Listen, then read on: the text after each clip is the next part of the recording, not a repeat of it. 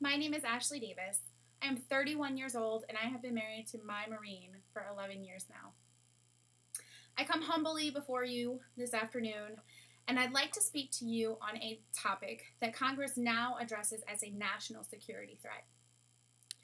Did you know that according to the latest unemployment polls, 12% of military spouses are unemployed? That is 3 times the national rate. 30% of the military spouses are underemployed, meaning that yes, they may be employed, but they're underemployed, meaning that their degree is not necessarily where they're working at, or they're not working in their level of expertise that they were trained in. About 12% to 14% of the ones that are employed part-time. The ones that are employed part-time do want full-time hours. It's not that we don't want to work full-time, it's just we don't have the means accessible to us to be able to do so. Military spouses on average move every 2 to 3 years, and that may be from coast to coast, from the top of the state to the bottom of the state, or completely to a new country that we are completely unaware of. How we don't even know how to speak the same language as the country we're moving to. While our husbands serve, military spouses are forced to make sacrifices of their own. Not only are we forced to parent children, take care of the household, take care of the bills, and manage the home front when our spouses are away, we're also forced to put our careers on hold, forcing us not to be able to live to our dreams and our expectations or our degrees that we've paid thousands of dollars for. We're not able to utilize those. Frequent moves mean frequent job changes. From my personal experience, I have not been able to land a job because of employers' fears that I'm going to be moving soon. I know on countless numbers of interviews, I have been asked, when is your husband deploying? When are you projected to move? How long have you been here? Why? Why do they ask those questions? Not only do I endure the hardships of landing a job wherever I may go, but I have countless numbers of military spouse friends who have degrees that have spent thousands of dollars on these degrees, but they're not able to utilize them because of the military, because of them having to follow their spouse around from city to state to country and so forth. Not only does the employment rate have a threat on national security, but has anyone ever stopped to think about military spouses' happiness or the military family happiness in general? Frequent moves from state to state equal money loss. Yes, the military members are getting paid for these moves. They're getting paid their per diem.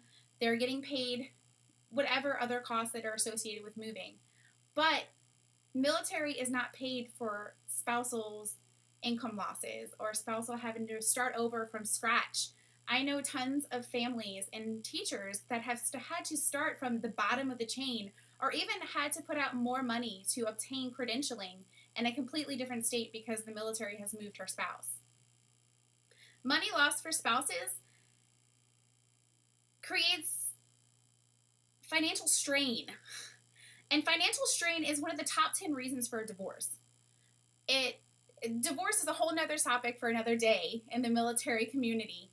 But do you know that military spouses are having to choose a career or their spouse? 95% of us do choose our spouse because we love them and we want to be there for them. But why are we forced to choose? Why can't we have both? It's time for a change. I think it's time for a change. I believe that the men and women who stand behind the military members that are fighting for your freedom every single day, they shouldn't be put on the back burner. Military spouses should have the same employment opportunities and the same right to employment as your neighbor living next to you in that 5-story house or 5-bedroom house working that 9 to 5 job as much as the person who is fighting for your freedom. I truly believe that military spouses need equal opportunity. They are the one occupation, and I call military spouse being an occupation because it is, but we're just overworked and underpaid. It is an occupation, it is a lifestyle, and it is not fair to military spouses that we have to endure such hardships on putting our careers on hold while we follow the men and women that fight for your freedom on a daily basis. In conclusion, I just wanted to make it aware of how much military spouses actually do and how much we sacrifice and how much we fight for our husbands and our wives.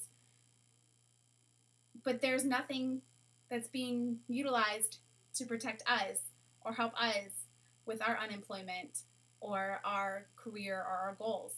I believe that military spouses should have the exact same right as the person down the street who doesn't have a husband or wife in the military. I think that we should be able to live our dreams out, and we should be able to do what we want to do and utilize our career or our degree as the next person next door.